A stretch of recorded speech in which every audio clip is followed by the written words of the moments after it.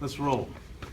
So what did you learn from looking at the Arizona game film? What did you learn about your team from the first game? The guys are resilient. I love the way they kept playing.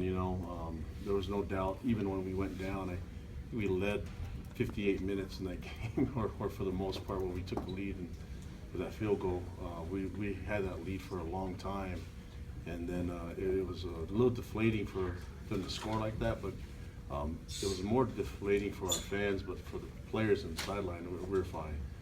We saw the time, saw that there was time left for us to make something happen, and our guys, they responded the right way, and ended up coming up with a win. So just learned that our guys will fight through anything, and they'll just keep playing until there's zero seconds left on the clock, and just really proud of the way they played.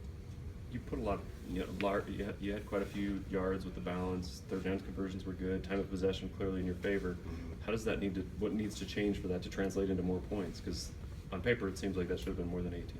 Yeah, we had to capitalize on some of the things that the opportunities that we had. We had some points taken off the board because, well, maybe not points, but we had some opportunities to score some touchdowns taken off by some mistakes. And they're high effort. I mean, the guys are just trying hard to make a play, and so we appreciate that. But we just need to play smarter. So there's a lot of lessons to be learned from that, and we had some opportunities to make some big plays on defense. I mean, it's never perfect, but there were chances that we had in that game to really put it away, and I don't think we capitalized on a lot of those.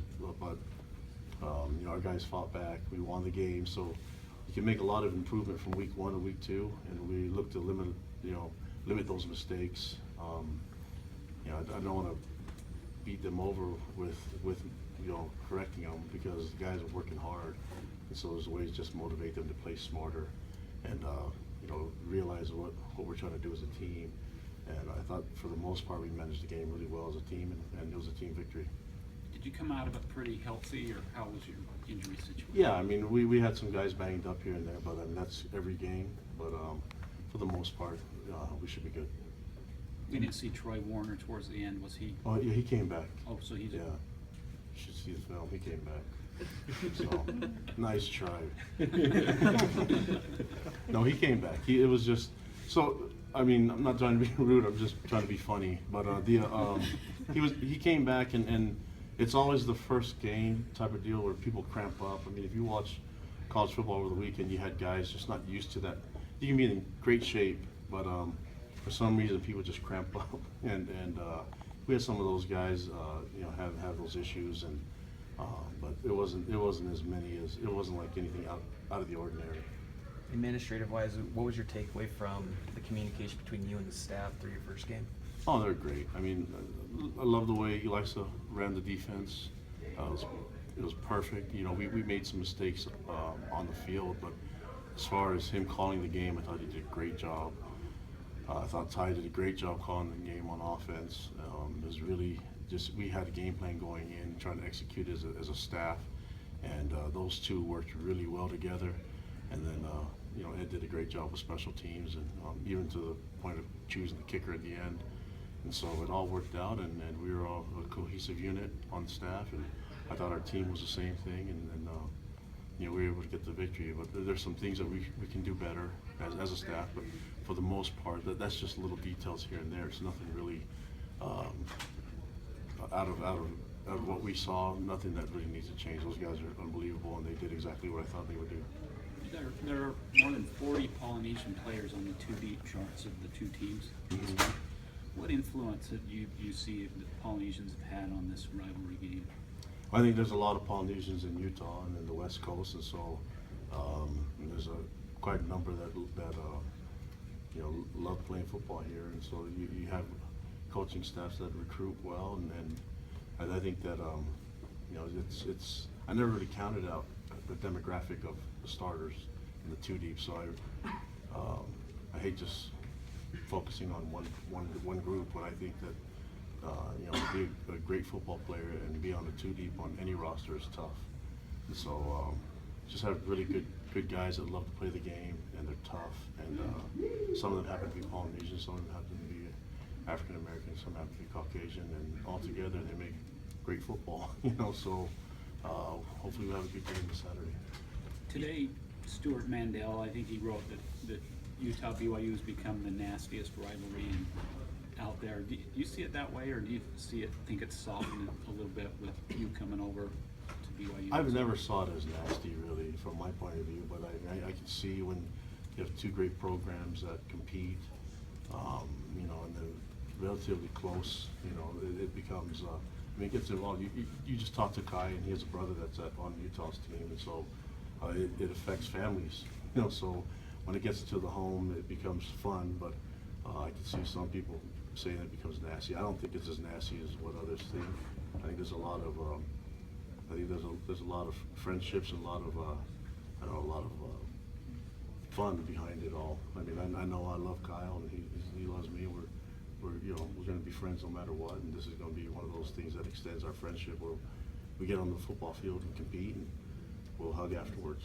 So I think it's just whatever you make of it. Did it feel like more of a rivalry as a player or now as a coach, or about the same? About the same. I mean, I grew up cheering for BYU, but I also remember cheering for some of the guys on the Utah squad back in the day. I mean, I remember seeing Filippo Mokofisi Sr. when he played, and cheering for him, and all the great players that played up there in Utah. So, yeah, I don't see it as a big-time rivalry, hatred as a lot of others see it. I think it's a lot of fun, and it's exciting, and it's a lot of good people involved in both fan bases, and so it's going to be another great weekend. You spent so long at Utah in your career, and then obviously last year with OSU. Was it still a little weird going back to that stadium, going into the visiting locker room like that, or? No, you know what? It was more weird for me coming to BYU when I was at Utah and being in that locker room, because I played so many games in the BYU locker room, the home locker room. So that was weird. But no, I think that yeah, I spent a decade there at Utah. So you know, going back when I was at Oregon State, we went back there last year, Gary and I, and in Oregon State, and it was really cool. It was a cool experience. You know, we obviously lost the game, and it was a tough game, but I thought the fans are great, you know, and going back to Rice Eccles, we're excited. I mean, it's a great place to play a football game, and just talk to our players about the opportunity that we have to go into that stadium and be around such great, passionate fans. I mean, it's a, I think you heard Taysom talk about it. It's an exciting time, so we're looking forward to going up there and you know, seeing that place. I mean, it's going to be fun. So, yeah, I don't know. I don't think it's weird at all. I think that's just part of the you can say the same thing for Kyle and Justin Enna and A-Rod and all those guys over there that are on that side, but it's going to be a lot of fun. BYU has had a lot of recent success against Utah. What would it mean to the program to turn that around and come out with a win on Saturday? I'm not really worried about the past in this instance. We're just worried about this game and this season. You know, I think people made a big deal about our, you know, me as a defense coordinator against Richard Rod's offense. You can make whatever story you want out of everything. We control what we can control, and that's now. You know, we can't go back and change what happened in the past. And I was actually on the other side for some of those wins. You know, so we just have to appreciate the journey that we're in now, and appreciate this week, and appreciate the moment that these guys have to go and compete against great young men on the other side in front of a great fan base, and you know, just enjoy the moment, and hopefully we come out with a victory. What's that atmosphere among these players, being that some of them are 0-3 against Utah? We haven't talked about it really, about their personal records, because it's not a personal thing. It's a team deal, you know. And I've said it before. It's just, if you want to change things, then do something about it. And you know, we control it, so we'll see what we can do on our part and try to win that game. But you know, they're going to be they're an athletic, great team on the other side as well. So it'll be fun. That's why we play the game. And we don't sit there and match it up on paper. We got to go out and play and see who can perform for those 60 minutes. And if you need more time, like some of these games have been, we'll go to overtime if we need to. But you know, we'll try to compete and have fun and see what happens. Will you talk to Kyle at all in the lead up to this game? Probably not. No. I mean, you know, we've texted in the past, and we have a great relationship. Play golf in the summer, and we'll hang out. And I mean, we have that relationship that's been there for a decade, so we're gonna always remain friends, but this is one of those weeks where we wanna respect their preparation, they're gonna respect ours, and you know, we'll go to work this week and we'll play. I mean, we'll see each other before the game. I'll hug a bunch of people, see a lot of people in the stands, and a lot of people on the other sideline that I really love and appreciate. And then once the coin toss goes up and the game starts, we just go right back to game mode, and then afterwards we'll hug, and our friendships will all continue. So, you know, but in that 60 minutes, it's going to be competitive. It's going to be fun, and both sides are going to want to win and do their best to do it to get that goal, and we'll see who wins out. You called it an honor to call Utah your rival now. Mhm. This is a big kind of switch from what BYU people referred to Utah as before, kind of. Do you see that as your role, kind of to maybe bridge the two fan bases a little bit and to kind of? No, that's not, soften it? my role is to coach football and get this team ready for a football game, but how I do it and the way I go, this is my personality.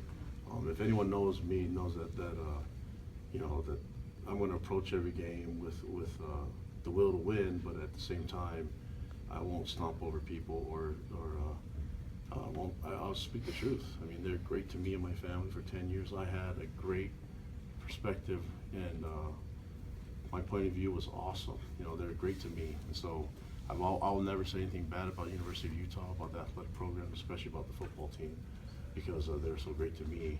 And I think it's important for me to share that with everyone. And it's okay that, you know, when we made that transition from the Mountain West to Pac-12, it was great for me to be there and see that movement and see that fan base grow and you know, see the Must become as big as it is now. But now as a head coach at BYU, it's my job to get this place growing and you know, get the excitement about our football team. But also to respect our opponents is really important to me, because I think that's what the game of football is about, is respect. And there's not a lot of people that do what these guys do in the country, and I want to make sure that our players respect the other team and you know, take the field with that level of respect. And I think that they'll play a lot cleaner game, and they'll do their job a lot better if they do that. Last question. What did you learn from Kyle about how to handle a rivalry game? Well, I think for the most part, the rivalry game is a special game because we're so close, you know. And now that we're here, you know, it feels like another game, because you're supposed to, as a coach, you're trying to plan it like another game, but you want to make sure that I do everything you can to exhaust the opportunity to win this game. So I've learned that from Kyle. It's just you want to win, and you do your best, and then you'll have to deal with the rest afterwards. It was a lot easier at the end of the year to do that and just exhaust everything, and then not really have to worry about the next week. But right now, we're going to exhaust everything we can, and then worry about it afterwards. So I know they'll do the same. So we'll see what happens. But yeah, he's a great coach, man, and a great person. And like I said, I meant it with all respect, that it's an honor for us to be there, and an honor for us to play this game. Thank you.